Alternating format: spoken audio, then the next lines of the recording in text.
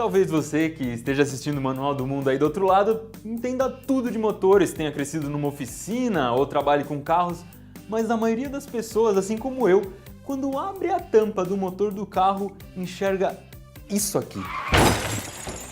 Ou seja, não entende absolutamente nada do que está vendo ali. Então, hoje no Manual do Mundo, a gente tem um convidado muito especial. Um motor. E não é um motor comum, não. É um motor que a Nissan emprestou pra gente e ele tá todo preparado, todo recortado, aberto, pra gente ver direitinho como ele funciona por dentro. Vamos começar do começo, então. O motor precisa de um alimento que é o combustível.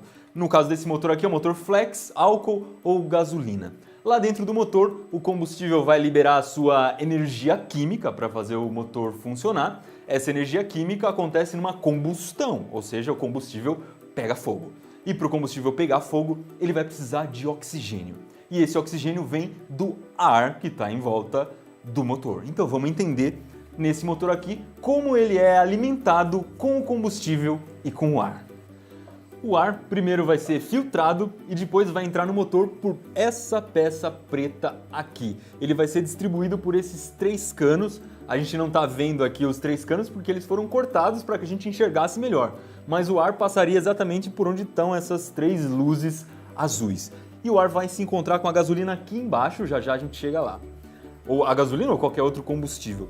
O combustível também vai ser filtrado e depois vai ser distribuído por essa peça aqui que se chama flauta, chamada popularmente de flauta. Passando pela flauta, ela vai para o bico injetor. Esse bico injetor é uma peça muito importante.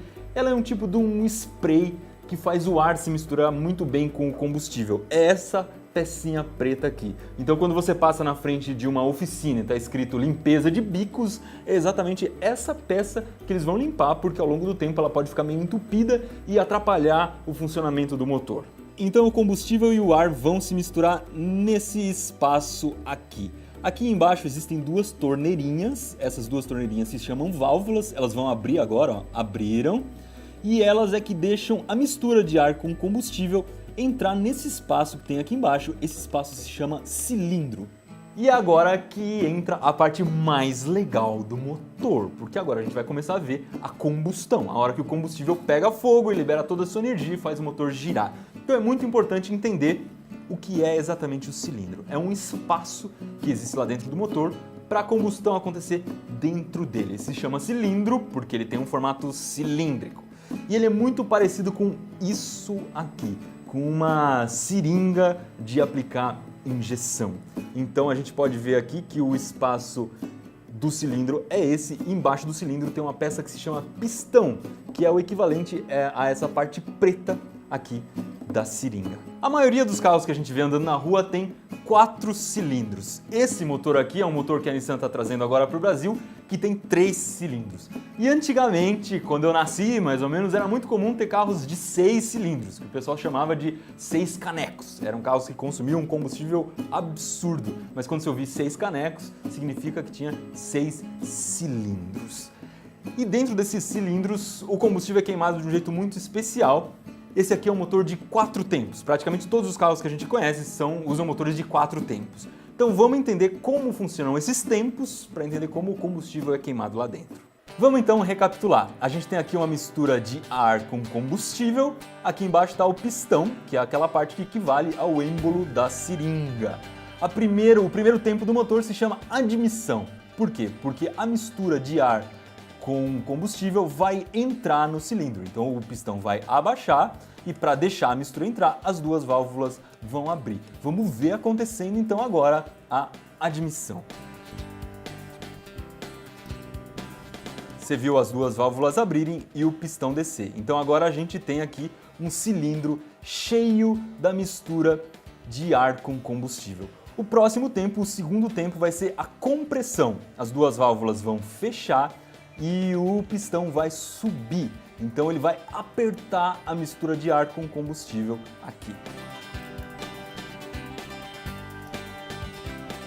Então o que a gente tem agora é uma mistura de ar com combustível bem socadinha aqui em cima. E agora vai acontecer a parte mais legal, que é o terceiro tempo, a combustão. Para acontecer a combustão, para pegar fogo nessa mistura que está super comprimida, lá no fundo existe uma pecinha que está aqui em cima, a gente não está conseguindo ver, que se chama vela. A vela do carro é responsável por soltar uma faísca aqui dentro. Você vai ver uma luzinha piscando, ela vai representar essa faísca. E essa faísca que faz o combustível entrar em combustão. E na hora da combustão, como você deve ter imaginado, o pistão vai descer, porque essa combustão vai liberar muita energia empurrando o pistão para baixo. E agora, no terceiro tempo, na combustão, é a parte mais importante que faz o motor funcionar. É daí que vem toda a força do motor, a força da combustão que vai empurrar o pistão para baixo. Vamos ver então a vela piscando e a combustão acontecendo.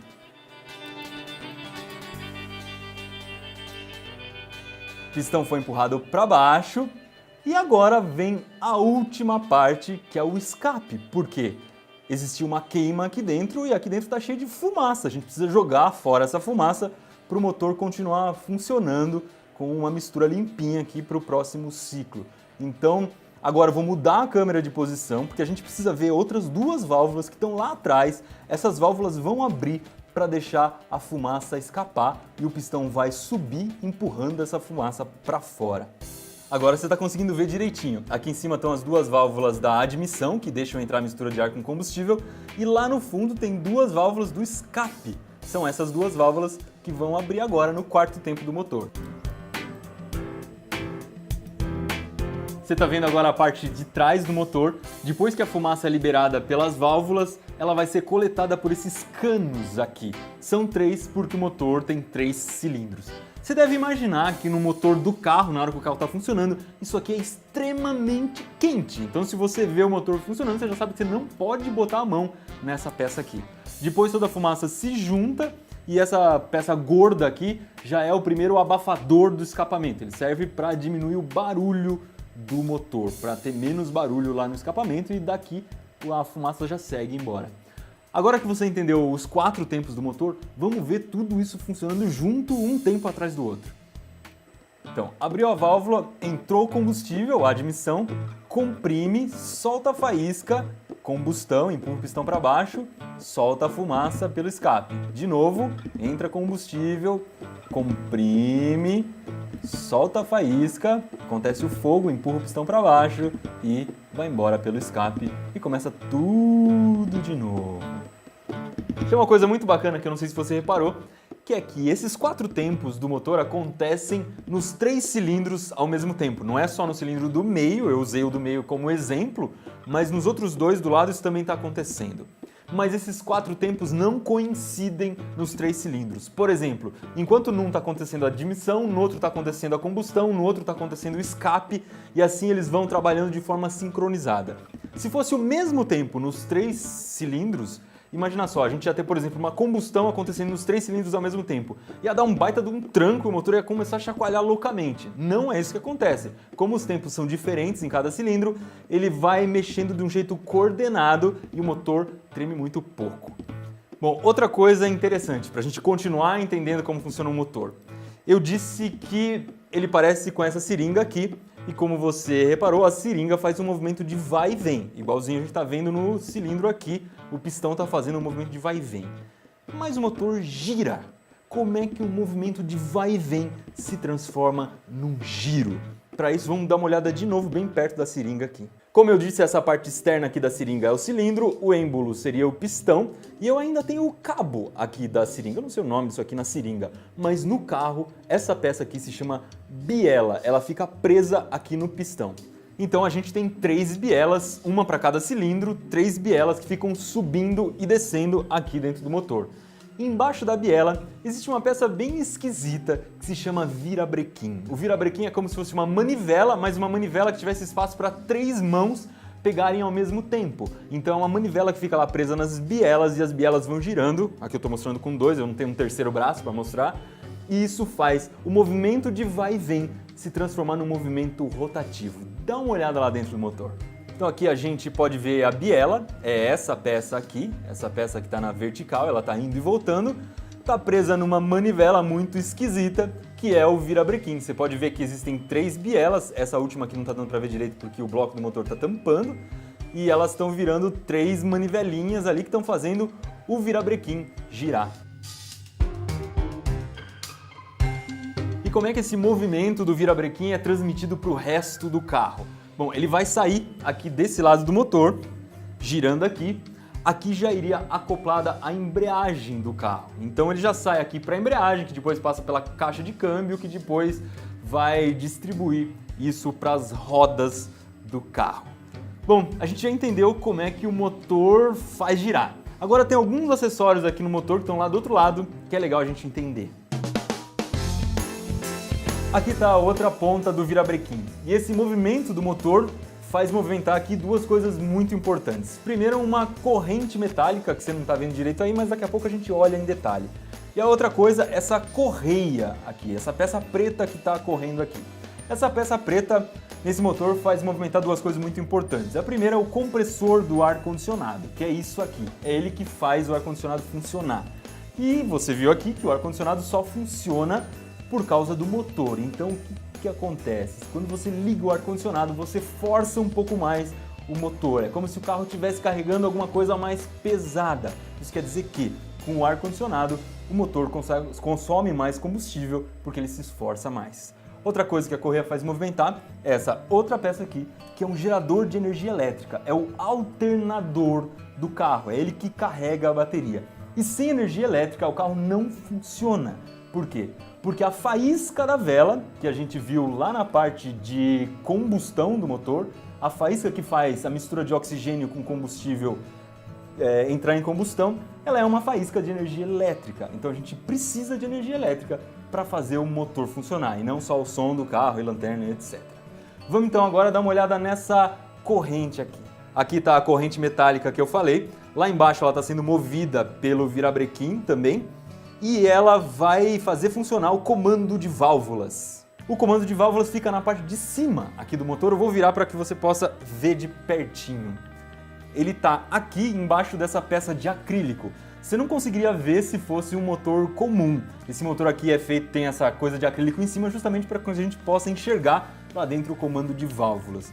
E o que ele faz? A gente viu que cada cilindro aqui nesse motor tem 4 válvulas. Então são 4 válvulas por cilindro, ele tem que controlar a abertura e fechamento de todas essas válvulas ao mesmo tempo. Isso tem que ser muito bem sincronizado para que a mistura entre no momento certo, ela feche e tenha combustão, saia o escape na hora certa, e tudo isso é controlado aqui pelo comando de válvulas. Uma coisa interessante sobre válvulas, quando a gente fala que um carro tem 16 válvulas, são justamente essas torneirinhas aí, significa que ele tem 16 dessas torneirinhas. Ou seja, geralmente são carros de 4 cilindros, são 4 válvulas por cilindro. Esse carro aqui é um carro de 3 cilindros com 4 válvulas por cilindro. Se você fizer a conta, é um carro, ou melhor, um motor de 12 válvulas. A gente já explorou praticamente esse motor inteiro. E agora que você conhece bem o motor, dá para responder 3 perguntas importantes. Primeira delas, o que é um carro 1.0, 1.5, 2.0?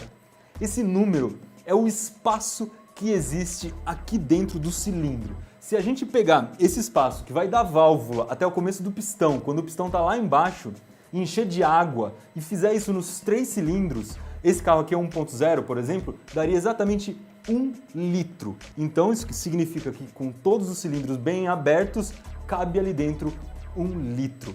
E nesse carro que é de 3 cilindros, como você deve imaginar, cada cilindro tem mais ou menos 333 mililitros. Num carro 2.0 seriam 2 litros, isso significa que ele tem cilindros maiores, cabe muito mais mistura de ar com combustível dentro de um motor 2.0.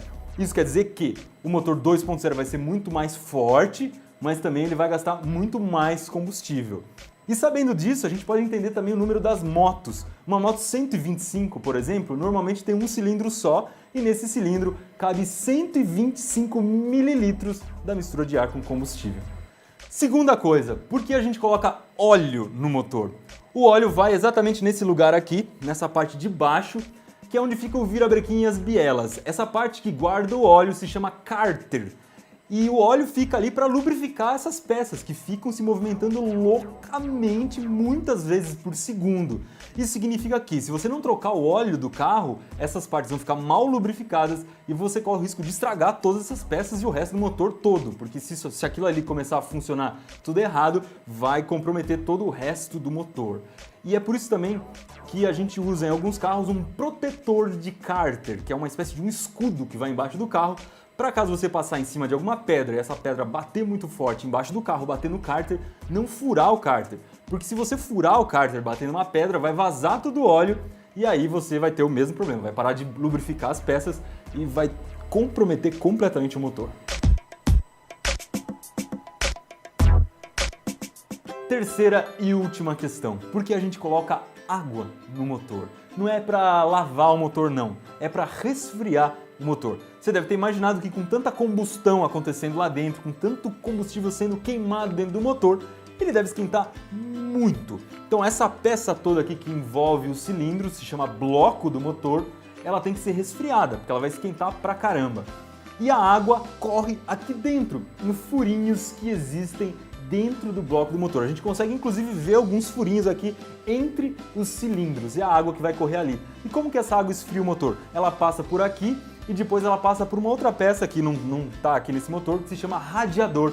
É aquela peça que fica na frente do carro e ela fica recebendo vento. Então o vento vai esfriando a água e a água sai quente do motor, esfria ali, volta pro motor e nesse ciclo ela vai resfriando o motor. Se você viu alguma coisa que você não sabia nesse vídeo, não se esqueça de dar o seu joinha, que deu um baita de um trabalhão para fazer toda essa pesquisa. Eu espero de coração que da próxima vez que você abra a tampa lá do motor do carro, você possa olhar para o motor e dizer pelo menos como funcionam algumas peças que estão ali dentro. Mais vídeos que desvendam mistérios do seu dia a dia, como esse vídeo aqui, você assiste no Manual do Mundo.